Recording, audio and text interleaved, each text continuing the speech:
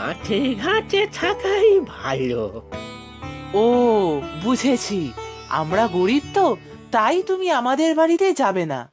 আমার বাবা বেঁচে নেই তো, তাই তো আমরা গরিব। কি করব বলো?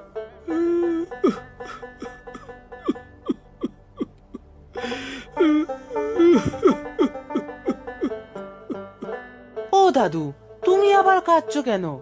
তোর দুঃখের কথা শুনে কাঁদছি বাপু। আহ, আহ, আমার নাতিটাও তো এরকমই কথা বলতো। আর কেঁদো না দাদু, আমার মাও খুব কাঁদে।